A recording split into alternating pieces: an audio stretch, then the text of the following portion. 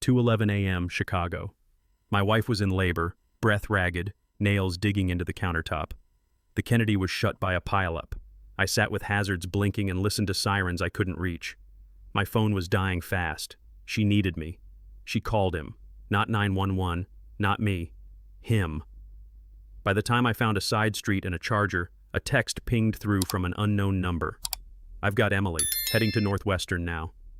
A second later, a photo, her knuckles white around someone else's hand, a new car seat waiting in the back of his SUV. I'm Michael Carter. I planned for everything. Birthing classes, a packed hospital bag, gas in the tank, names on a list. I missed one thing. The man my wife trusts under pressure. Maybe he's just closer. But somewhere between mile marker 48 and the ER doors, a colder thought took root. If he's first in every crisis, whose child is she carrying? People think being a good husband is grand gestures. I've learned it's the small, boring things done every day. My name is Michael Carter, 38, project manager, lover of checklists and Sunday football. I change furnace filters on time, keep jumper cables in the trunk, and can assemble a crib without swearing, most days. My dad used to say, "Preparation is love with a toolbox." I believed him. When Emily and I decided to have a baby, I promised myself I'd be the kind of man you can set your watch by. It wasn't flashy, but it was solid. I logged doctor visits like meetings. I meal prepped. I fixed the leaky faucet before she needed to ask. If you're my age, you know that steady beats dramatic once the mortgage is real. That's who I was. That's who I am. So the night everything unraveled, it wasn't because I didn't care. It was because life doesn't care about calendars. At all. Emily counted weeks with an app. I counted them with tasks. 9 months felt like a long drive on cruise control. Steady, careful, watching the gauges. We lost one pregnancy early on, the kind of grief you only whisper about. After that, every appointment mattered. I learned to read ultrasound prints like maps, pretending I understood.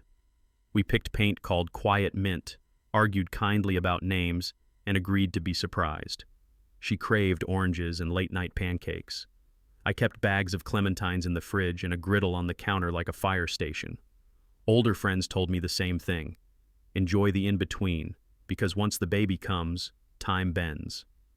I believed them and took mental photos, her laugh in the baby aisle, the way she pressed my hand when the nurse found a heartbeat.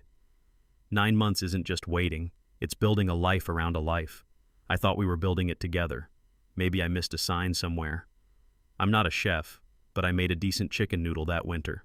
Emily said the steam eased her heartburn, and I liked the way our kitchen smelled like Sundays at my mother's. I padded the nursery with small comforts, blackout curtains, a sound machine, a dimmer switch I tested at 2 in the morning because babies, I heard, don't respect clocks. I practiced swaddling a stuffed bear until the fabric looked like origami. I labeled drawers, onesies, burp cloths, diapers, because future me would be sleep-deprived and grateful. If you've ever gotten the house ready for a newborn after 40, you know the mix of pride and panic. Your back complains. Your heart sings. I tightened every screw on the crib and ran my palm along the rails for splinters, like a carpenter checking his own work. Preparation made me calm. Action kept the fear quiet. I believed readiness could hold back chaos. Life was listening, waiting to disagree. Soon enough.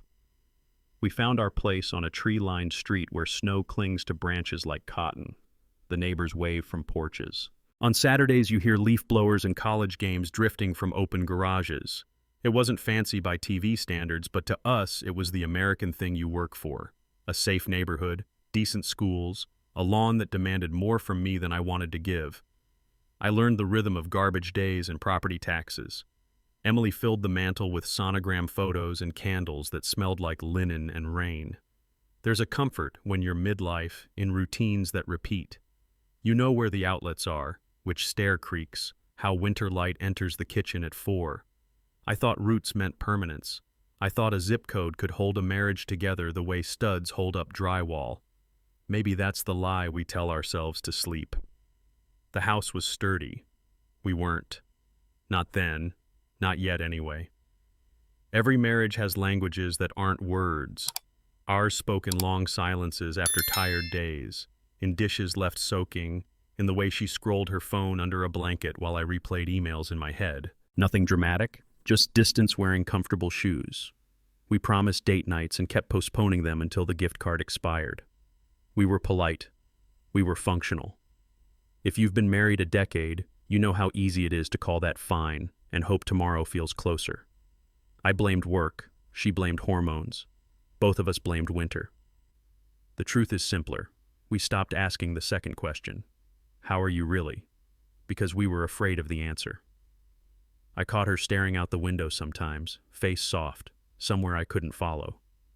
I told myself I'd plan something special after the baby.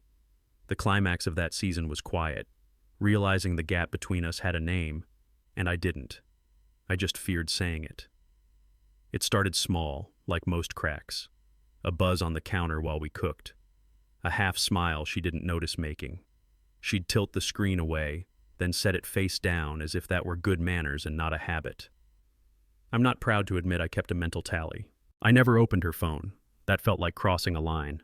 But I timed the laughs, not on purpose, more like a husband's radar, calibrated over years. She said a friend from a volunteer group had a rough patch. I said I was glad she was supportive.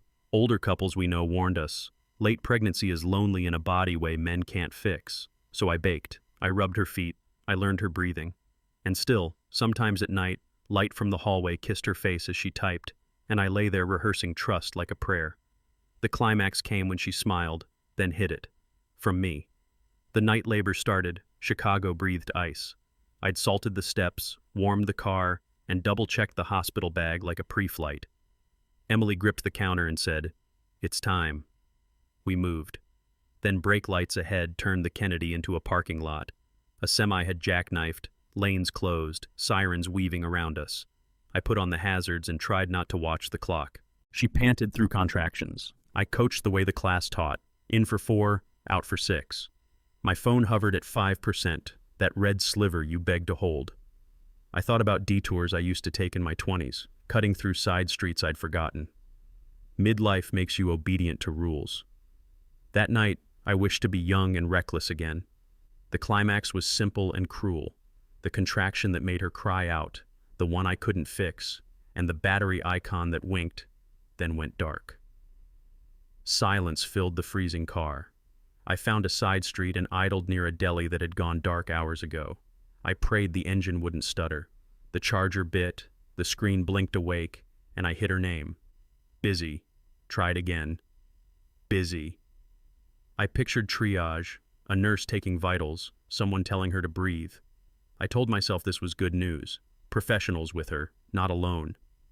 The third time it rang, I felt hope rise like heat from the vents. Voicemail. I left words that sounded steady and felt hollow. I'm close. I'm coming. You're not alone. If you've ever waited outside a hospital for news, you know the math you do in your head. Minutes, miles, worst case. It turns you into a bookie for your own life. The climax for me was that last call before I pulled back onto the road. A text from an unknown number blinking over her contact, tidy as a receipt. I've got Emily. Heading in now. Not from me. I wanted to believe I've got Emily meant a nurse, a neighbor, divine luck. The name at the end popped up when I arrived under the hospital's harsh lights. David Miller. He was there before me, holding a paper cup of water to her lips, knowing the door code to the maternity wing because someone had told him, not me. People watched us in that way staff do when they sense a triangle and hope it won't become a scene. I shook his hand like a gentleman at a Little League game. He squeezed back like we were both fathers. Maybe we were. The climax of that minute wasn't a shout. It was her eyes. Relief. Then guilt. Then relief again. If you're in your 30s, 40s, 50s, you've felt that lurch when a story rewrites itself mid-sentence. You swallow. You smile. You say you're grateful. And underneath, a quieter voice asks the question you dread answering. Is it mine? I hit the sliding doors of Northwestern Memorial at a sprint, chest burning, lungs scraping cold air. The lobby smelled like sanitizer and coffee. I told the desk my name, my wife's name, my voice breaking on the last syllable. People in scrubs moved with that calm speed you only see in hospitals. Purposeful, quiet. A volunteer pointed me toward elevators. The numbers climbed too slowly, each ding a reminder I was late to my own life. When the doors opened, fluorescent light washed everything the color of paper. I followed the signs. Labor and delivery, then ICU. My legs felt wooden. My phone buzzed in my pocket like a conscience, but I didn't look. The nurse at the station asked if I was family. "Husband," I said, almost apologizing. She nodded, not smiling. "Room 12, she said. "Prepare yourself." Those words landed harder than any alarm, because what they prepare you for is never truly prepared. Not for me. Room 12 held a storm disguised as stillness. Emily lay pale against white sheets, eyes half closed, hair damp at the temples. Monitors hummed, steady but indifferent. Her right hand was folded around another hand, strong and calm, and for a heartbeat I believed it was mine. Then I saw his watch, simple black face, and the sleeve of a jacket I didn't own. David Miller turned, kind, professional eyes that belonged to firefighters and pastors, not to the man standing in my place. He said my name like a question. "Michael?" The nurse adjusted lines and gave us space. I moved closer, careful, like approaching a skittish animal, afraid the moment would bolt. Emily's fingers tightened on his, then loosened. She whispered water. He lifted the cup before I could. I nodded thanks I didn't feel, because gratitude and humiliation can live in the same body. The climax arrived wordless, realizing he knew her pain rhythms before I did. We'd met David once at a fundraiser, the kind where name tags stick crooked and everyone pretends to like the chicken. He knew a friend of a friend, shook my hand, asked about a project near the river. Harmless, forgettable. Now his presence was carved into the room like a new doorway. Dr. Peterson entered with a clipboard and a voice trained to land softly.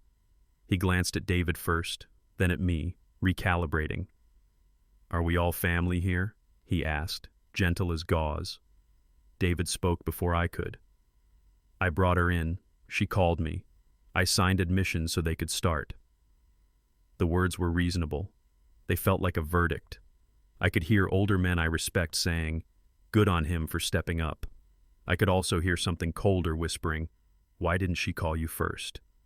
The doctor described complications, medications, the plan. I heard only the part where paperwork carried his name, not mine. That stung. Emily opened her eyes fully, found me, and tried to smile.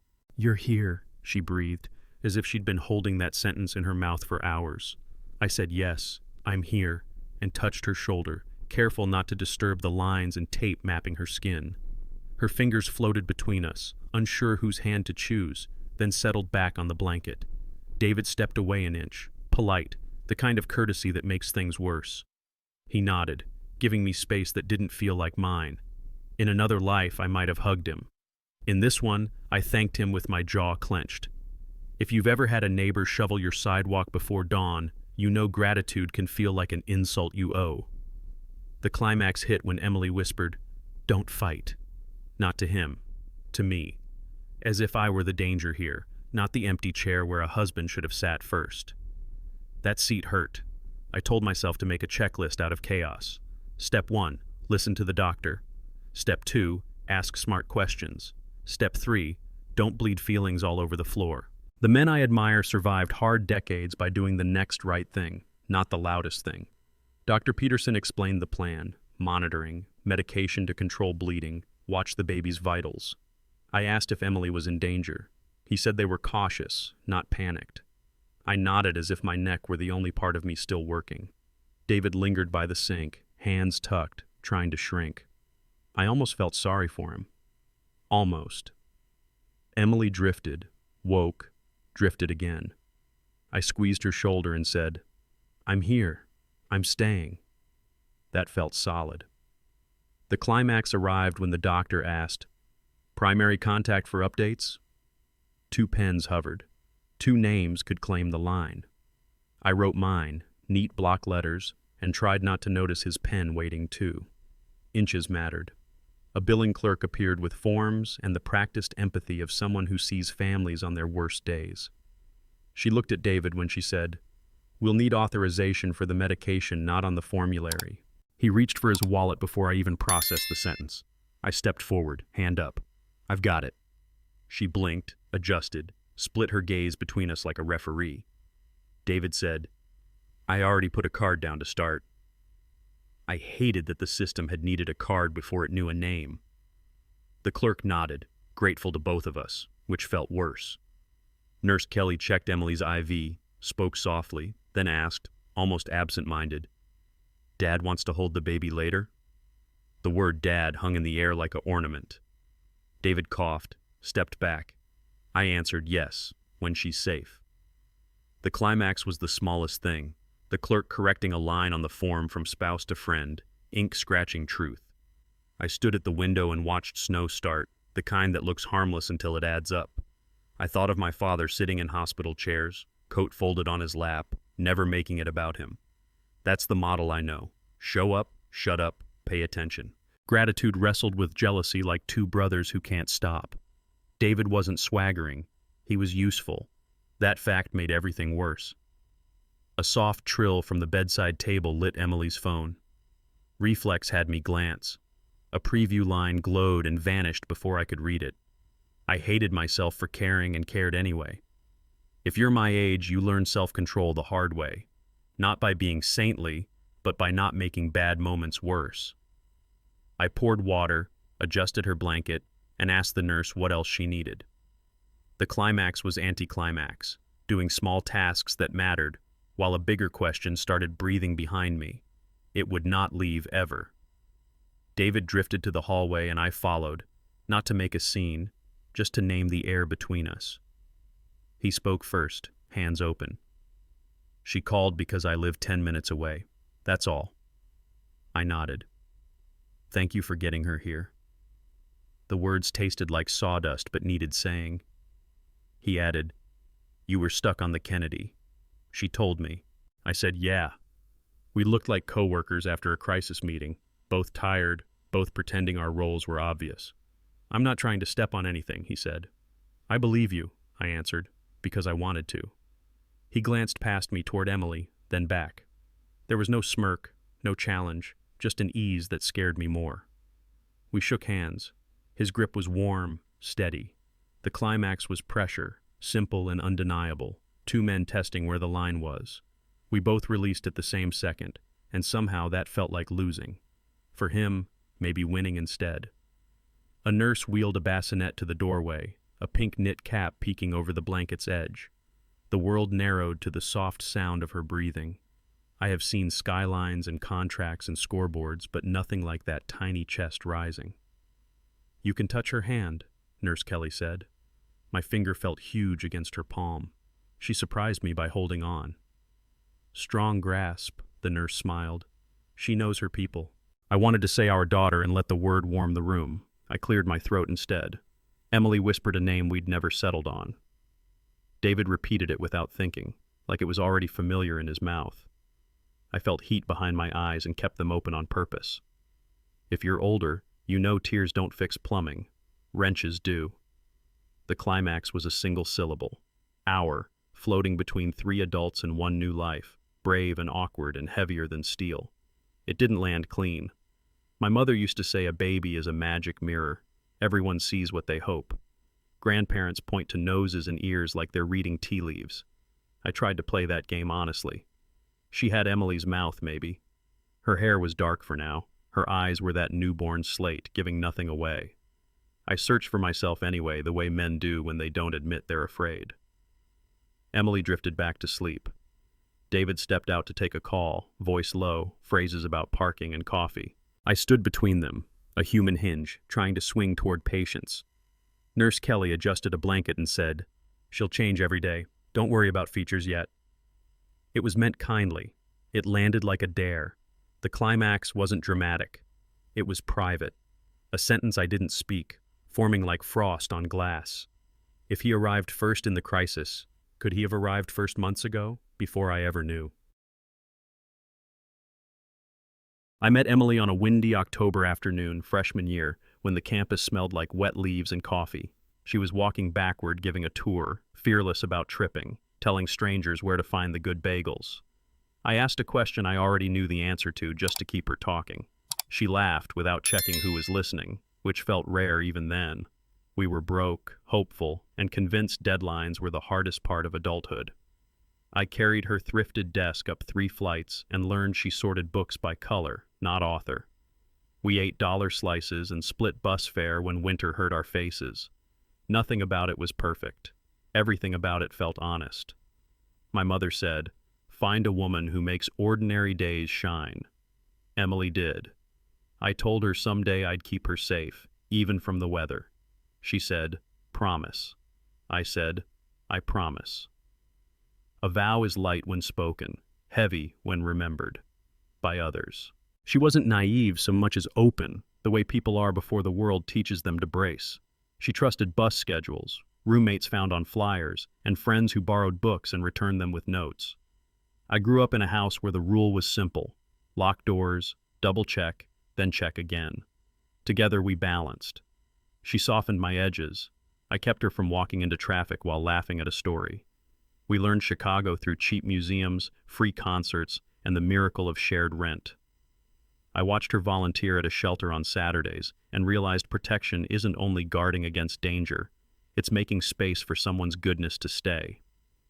When her first job underpaid and overworked her, I kept the lights on with overtime and pride. Men my age will understand that particular relief. She once thanked me with a sandwich wrapped in foil like a medal.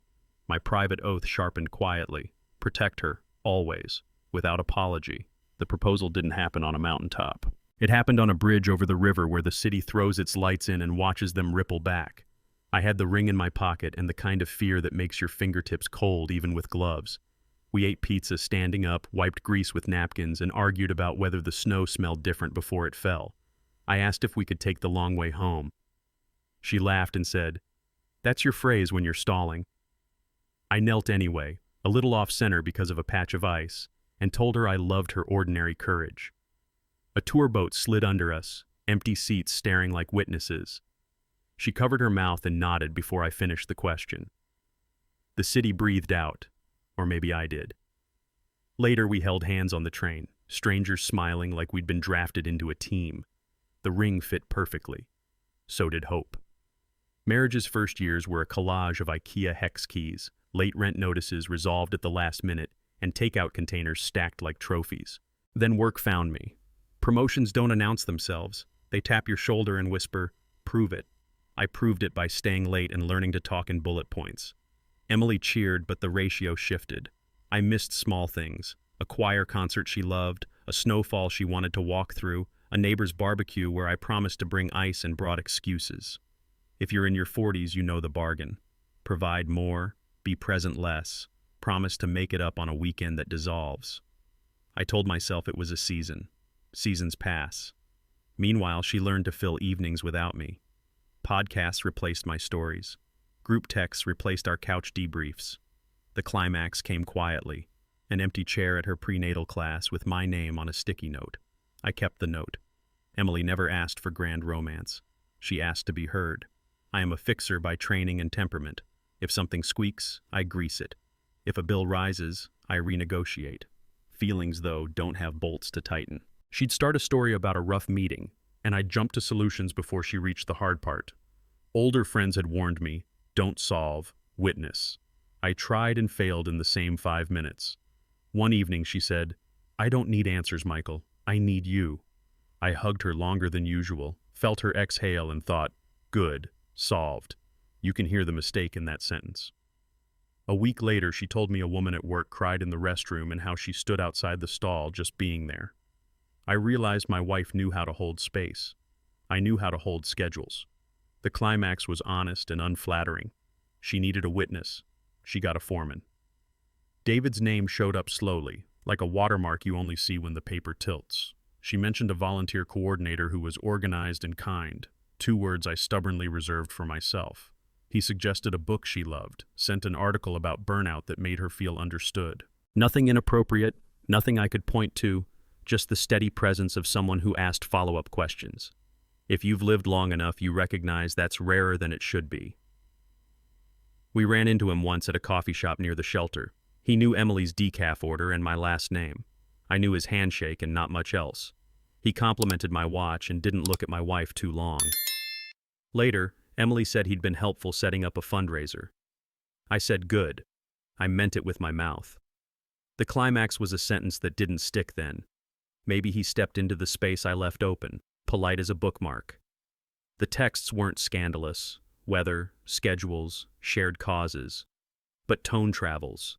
You can hear warmth even when words behave.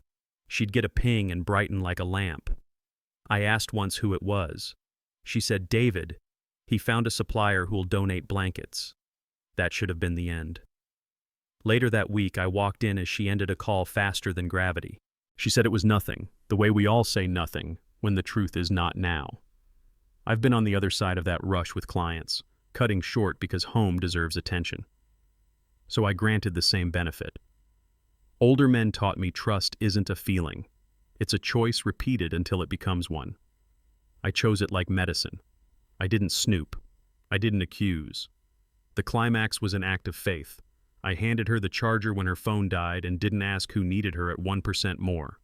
Than me then. I'm not proud or ashamed of it. I simply believed my wife. Trust simplifies complicated days.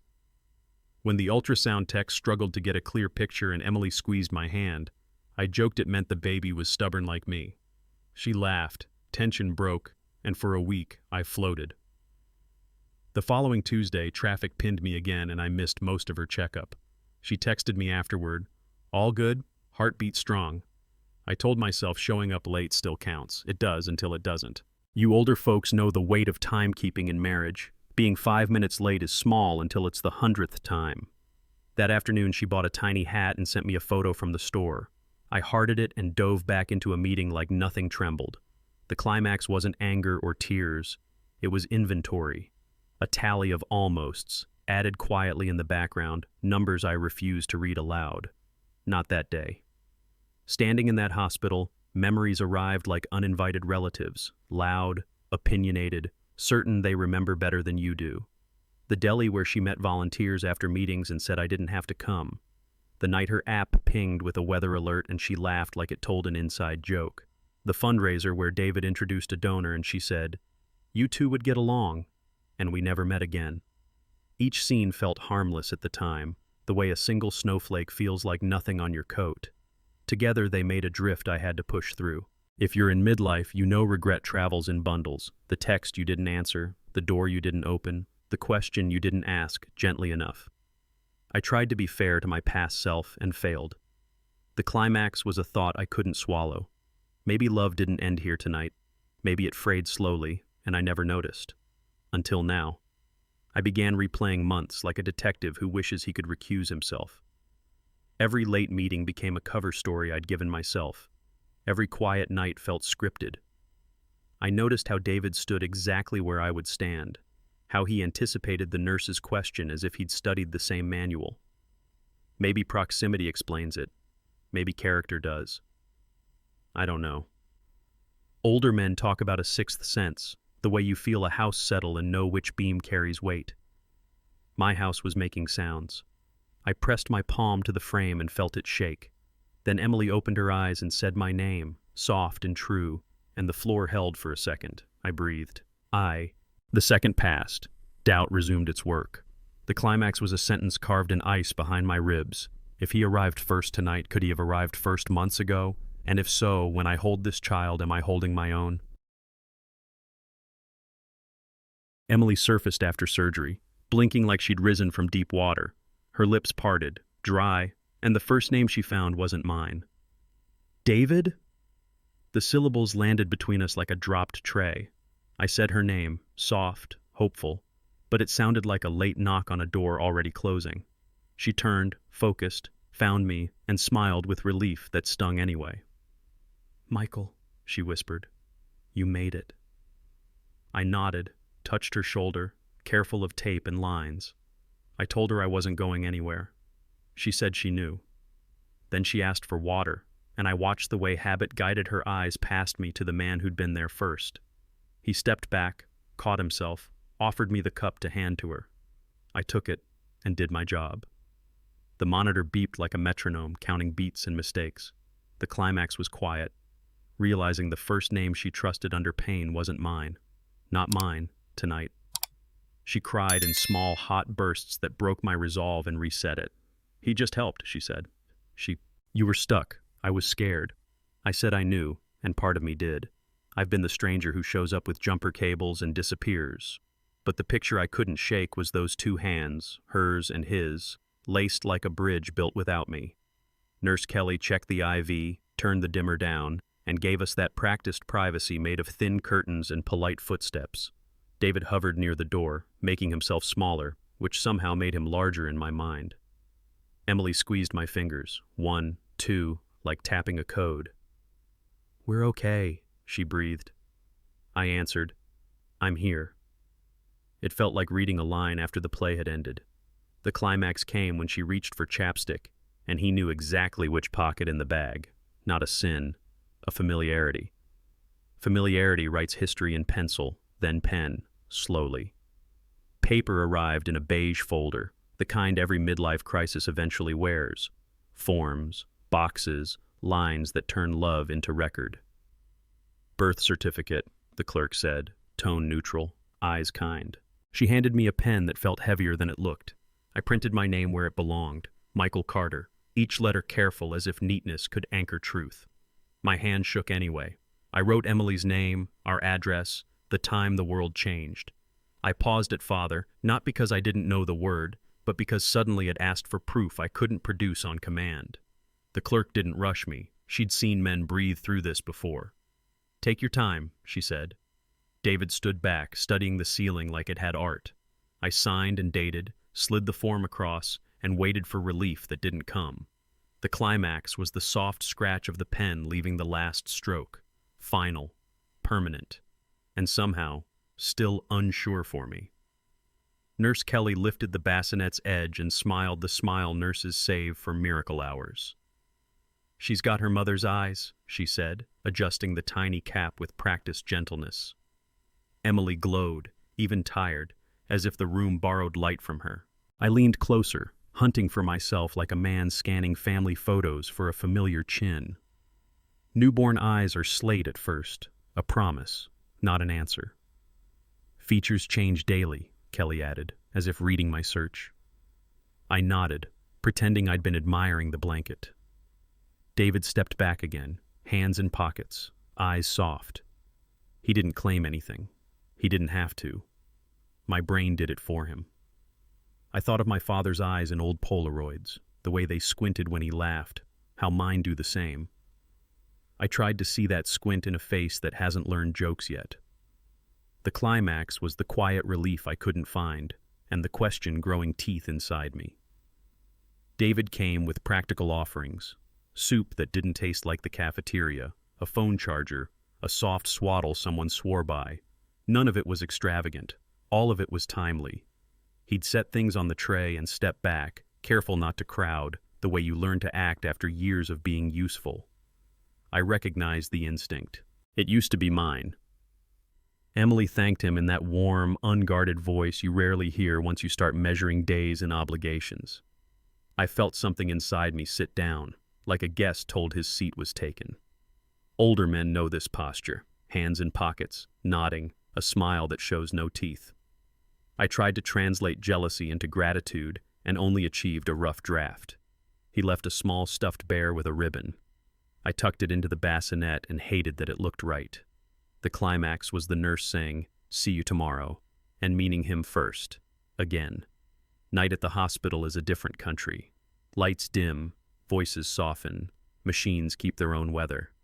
Emily slept in fits, our daughter's breaths whispering like paper.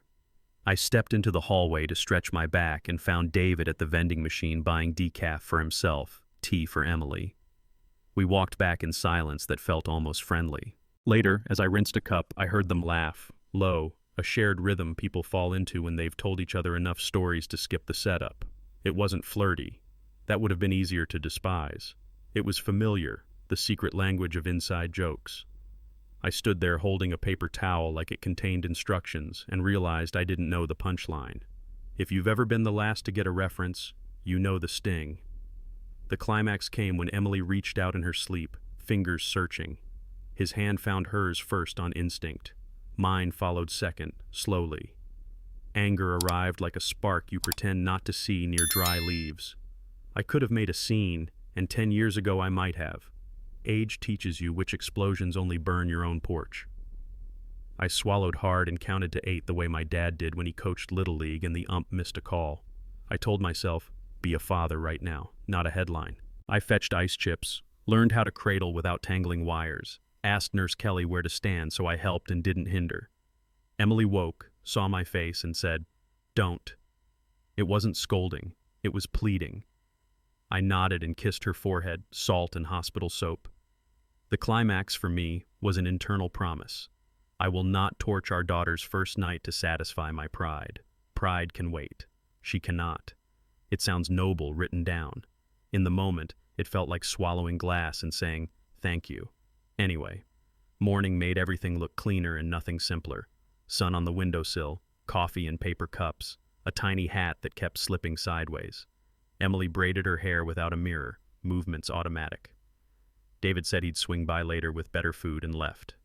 The door sighed shut. She watched it, then watched me. "He's just a friend," she said, the sentence weary from how often women have used it honestly or not. I nodded once. "What friend keeps a car seat installed?" I asked, steady, the way you ask about weather you can't change. She didn't answer. The silence wasn't guilt. It was arithmetic, the kind you do before paying a bill you've delayed.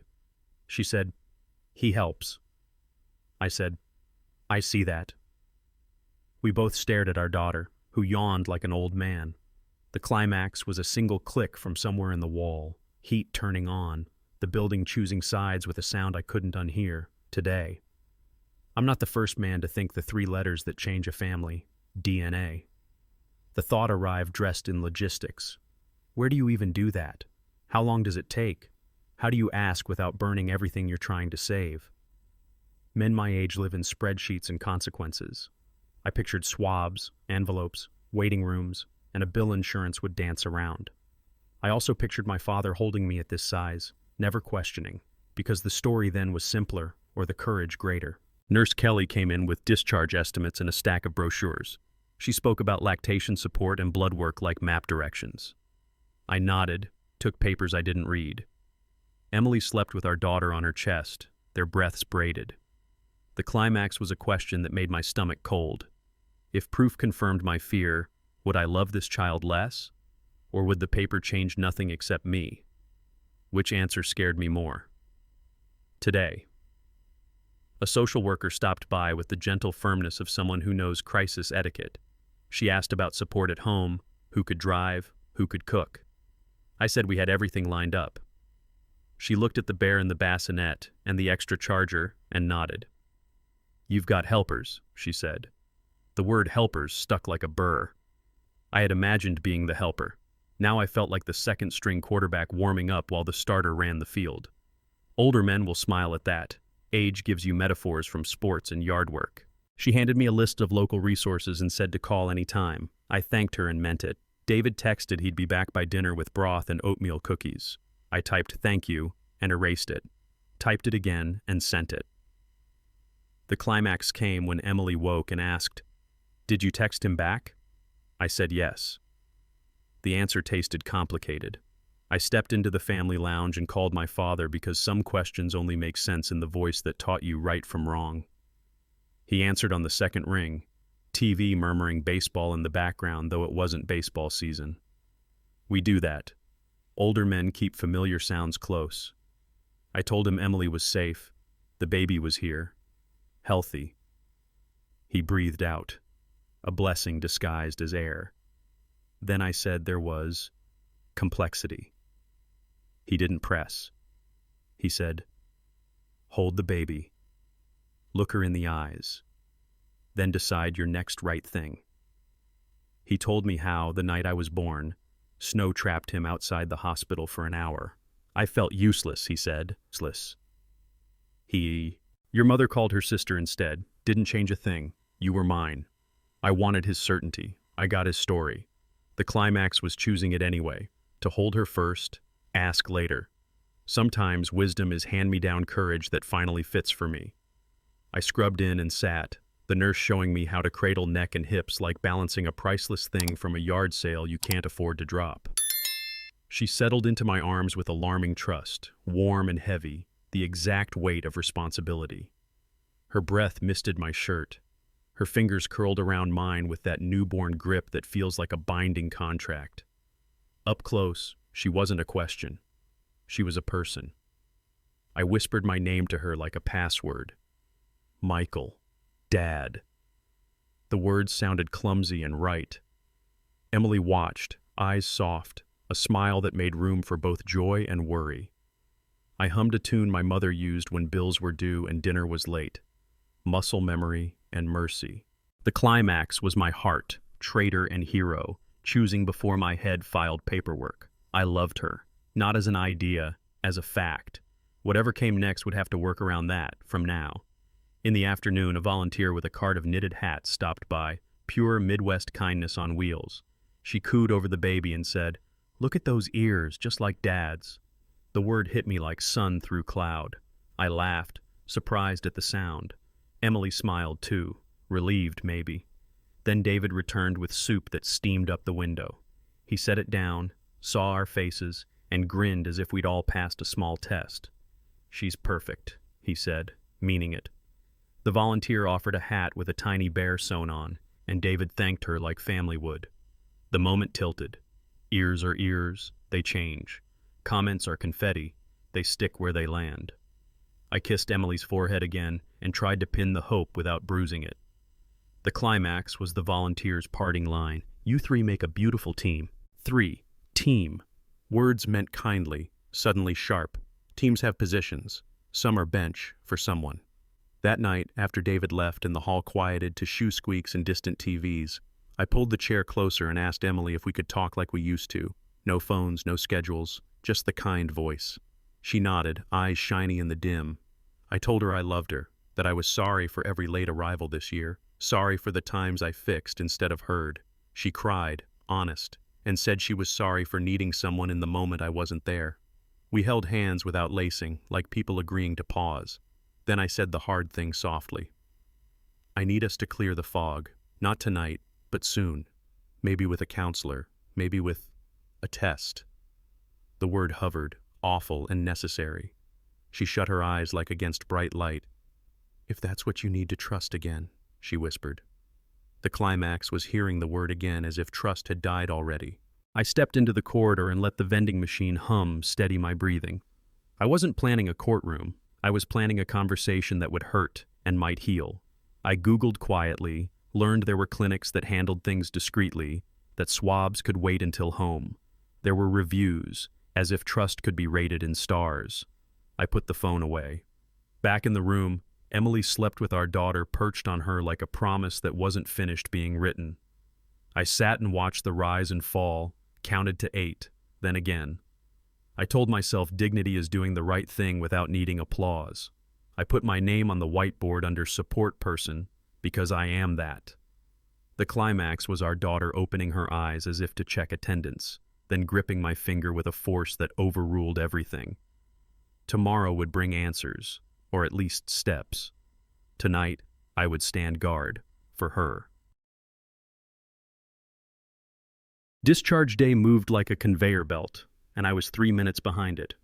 A nurse had called while I was in the elevator, and somehow the doors felt slower than yesterday.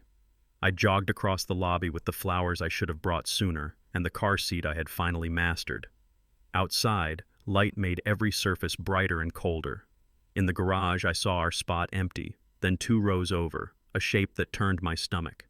David's SUV. The hatch was up. He lifted the base of a second car seat with the practiced calm of a dad at a grocery run. Emily stood beside him, pale but determined, our daughter tucked into a blanket with bears. I heard my name echo off cement. Michael. I waved.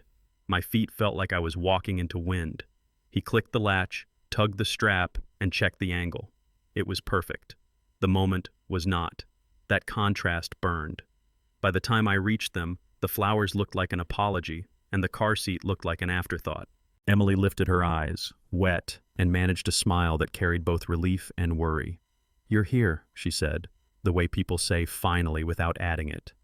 I said I am, and I meant it. She reached for my arm, then steadied herself on the doorframe. David stepped aside, giving us room with efficient kindness that kept making me feel like a guest. He explained the nurse had pushed discharge to the hour. Paperwork was ready. They were waiting on me to sign the last page. I nodded, breathing through the sting that 3 minutes can cause when a year has been careless. He asked if I wanted him to move the SUV so I could pull in. I said no. The climax arrived in a sentence I didn't expect from my mouth. "Thank you for getting her here." We signed what needed signing, the way adults do when feelings want a fistfight but life wants a pen. The nurse wheeled a cart with final instructions, and I nodded like a student who studied. Outside, the wind knifed through the concrete levels. Emily leaned against the SUV while I loaded our bag. "Why him?" I asked, keeping my voice low, as if volume could bruise. She looked away toward the city, lights stacked like promises. "Because he picked up," she said. "Because he was close. Because you were stuck." I heard because you were late, even if she did not say it. David stood a few feet back, hands visible, careful as a man approaching a skittish dog. "Michael," he said, "I can follow you home and carry things in, then I'll head out." Emily added, "He knows the car seat. I needed someone sure." The climax was a truth that sounded like thunder. She needed sure, not me. I told David I would drive Emily home. He nodded, genuinely relieved, and that complicated everything. We adjusted plans like adults packing a trunk, methodical, tight. I slid into the driver's seat of our sedan and watched Emily wince as she settled. David closed the SUV hatch and came over with the discharge folder. "Numbers for lactation and for the on-call nurse are inside," he said. I flagged the pages. I said I had it. He pointed to the base latch and reminded me to check the angle again after the first mile. I did not snap. I thanked him. Emily touched my sleeve and whispered, "Slow over the ramp." That was always her request. I set the GPS, though I knew the route. The ramp curved into traffic. In the mirror, I saw David's headlights fall in behind us like a second thought that refused to fade. The climax came anyway. I was driving and felt driven home. The ride home was short and endless. Streetlights strobed across the dashboard like a slow metronome. Emily breathed through bumps and thanked me for every careful turn as if I were landing a plane in weather. We pulled into our driveway, the porch light I forgot to set on a timer glowing anyway. Habit. David parked at the curb and lifted the bag before I could, easy and practiced. Our neighbor Alvarez waved from his trash cans and called congratulations. He asked if we needed a hand with salt on the steps. I said we were good. Inside, the house we had padded with preparation felt like a stage set. Emily hesitated at the threshold and looked at the car seat, then at me. "Would you carry her?" she asked. I nodded, heart clumsy and proud. David hovered with the folder. The climax came when Emily added without thinking, "David, can you grab the blanket she likes?" He knew which. We settled into the living room like people visiting their own home.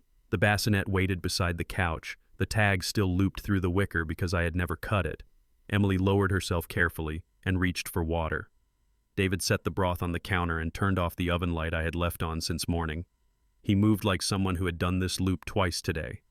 I unbuckled the car seat and lifted our daughter out, my arms remembering the hospital lesson. She blinked at the ceiling fan as if it were a galaxy. "I will head out," David said, reading the room. "Text if you need anything." I almost said we were fine. Instead, I said, "Give us 5 minutes." He nodded and stepped onto the porch. Emily watched me, eyes shining, waiting for which version of me came next. The climax came heavy. "Do you love him?" I asked. "Or do you love feeling rescued?" Emily closed her eyes the way you do when the dentist warns about pressure. "I love you," she said first, and I believed that part. "I love not being afraid," she added softer. "He makes things simple when everything feels hard." I said, "I used to do that." She shook her head. "You still do, often." Last night I needed now. The words landed without malice. They still hurt. Our daughter sighed, a sound like a match being blown out. I rocked the bassinet with my foot and tried to slow my breathing. "I was certain," I said. "Late." She nodded, guilty and defensive at once, the way people are when the map and the road disagree. There was a knock. David leaned in, not crossing the threshold. "Sorry." Her blanket was in the back seat. He set it inside the door and backed away as if from a sleeping dog. The climax was her whisper. "I do not know." David stood on the porch, hands in his pockets, the way men do when they know there is no right posture. "Michael," he said, gentle but unflinching, "sometimes care isn't just showing up. It's showing up on time." He said it like a rule he learned the hard way. I looked at him through the glass and saw a decent man who had stepped into a gap I should have closed. Both things could be true. "Thank you," I said again, because decency deserves hearing, even when it stings. "We'll take it from here." He nodded, almost bowed, and said, "I'm a call away." Emily closed her eyes. The baby yawned, a stage curtain rising and falling. I locked the door and felt petty and relieved. If you have ever drawn a boundary late, you know it still matters. The climax was not the click of the deadbolt. It was Emily's question from the couch. "And if she isn't yours?" I sat across from her, elbows on knees, and let the question sit like a stone between us. "Then the paper will tell us what to name my fear," I said. "But it will not decide who I am." She stared at her hands. "Are you sure?" I thought of my father, of men who raise stepchildren and never use the word step. I thought of bedtime stories paid for with overtime, and science projects built at a kitchen table with a dull pencil and patience. "I am sure about loving her," I said. "I am sure about telling the truth. I am not sure about the path between those two, but I will walk it." The house creaked in the way old wood does when heat hits. We agreed to a test, not tonight, not in anger, next week, after sleep. The climax was simple and enormous. I reached for our daughter, and love answered before blood could speak. Phone buzzed on the table, a short message from David. "Home safe. Proud of you both." I stared, then typed back what my better self would want remembered. "Thank you for helping. We have it from here." He replied with nothing, which felt right. I set the phone face down and turned to practical things older men trust when feelings crowd the room. I took the trash out. I salted the steps. I washed the pot he brought because kindness leaves dishes. When I came back, Emily was asleep, our daughter curled against her like a comma changing the sentence. I wrote the pediatrician appointment on the calendar in block letters. I clipped the hospital band off my wrist and kept it in the drawer where I keep promises. The climax was a vow I could measure. Tomorrow I will be first to wake, first to feed, first to rock her at 3 a.m. On time, every time, starting now. I held my daughter in the quiet that comes after a hard day, the kind of quiet you can hear. She smelled like warmed cotton and milk. Her head fit under my chin as if that place had been waiting for her for years. The house clicked and sighed, winter talking through vents. I thought about the men who taught me how to be steady. My father, an old boss, Coach Ramirez, who said, "Character is what you do when nobody claps." Nobody was clapping. It was just us and the steady beep of the humidifier and the dog snoring like a tractor in the next room. Fear spoke in the smallest voice. What if she is not yours? Love answered with hands, not words, adjusting the blanket, rocking until the breath between us matched. I did not solve anything. I did not preach. I counted her fingers again. 10. Then I promised to show up tomorrow too. For real. After Emily slept, I stepped onto the porch and let the cold wake me like a hard truth.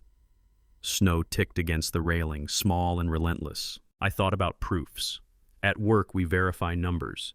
In the yard, we measure boards twice. Marriage is not a ledger, but habit wants it to be. A test could answer one question and open 100 more.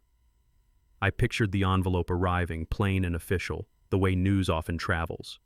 I pictured two futures, one where the paper matches my heart and one where it does not. I tried both on like jackets. In the first, relief feels light. In the second, love carries weight and still walks. Men my age know the math of carrying weight. We carry mortgages, elders, regrets. We carry babies at 3 a.m. anyway. The wind cut through my sweater and gave me the line I needed. Choose the father you will be before the result arrives. Period. In the morning, I set coffee to strong and laid out a list like my father taught me when big jobs looked bigger than my hands. Call the clinic. Book counseling. Ask a friend to walk the dog. Small squares you can check with a pen. Emily woke with circles under her eyes and said she would go wherever the truth sent us. I believed her and still feared the trip. Our daughter fussed, rooting, and the house shrank until there was only this room and this need. I warmed a bottle while Emily adjusted pillows. We are not perfect people, but we can be a good team for 10 minutes at a time. I burped her against my shoulder and paced past the window where snow kept choosing the ground. That is what snow does. It falls, and it stays. The climax arrived in the tiniest ceremony. She slept on my chest, and I let my phone ring unanswered. That evening I walked back to the hospital garage to fetch a bag we forgot, and the snow made the concrete glow. Cars hummed low. Tired people moved with the hush you only hear near newborns and goodbyes. I stood where I had first seen the other car seat and let the scene replay like a clip I keep misreading. Trust or paper? Heart or proof? The world loves a vote. Life usually asks for both. I took out my phone, opened email, and confirmed appointment for next week. Then I put the phone away and stood still until I could hear my own breathing again. When I came home, Emily was dozing and our daughter startled, searching. I said the line my father gave me, the line I hope she memorizes in her bones. I'm here, I'm here, I'm here. The choice isn't finished, but the role is. That was the climax. The ending can take its time tonight. Tomorrow, a lab result will land in a plain envelope, neat letters pretending to settle a messy story. Tonight, I hold my daughter and choose the man I will be when that paper comes. I can't rewrite the traffic, the fear, or the way another hand reached hers first. I can own the next minute and the next. My father taught me that love is a verb with boring edges. Feed, rock, drive, pay, listen, apologize, repeat. If blood says yes, we celebrate. If blood says no, we breathe. We tell the truth. And I keep showing up until showing up has its own proof. That's the only promise I can make without lying. Maybe fatherhood isn't what flows through a vein, but what survives hard weather. You've seen enough storms to know. So here's my last question, and I'll live by my answer. What makes a dad, DNA, or the man who stays? Comment your one word, DNA or #ShowUp.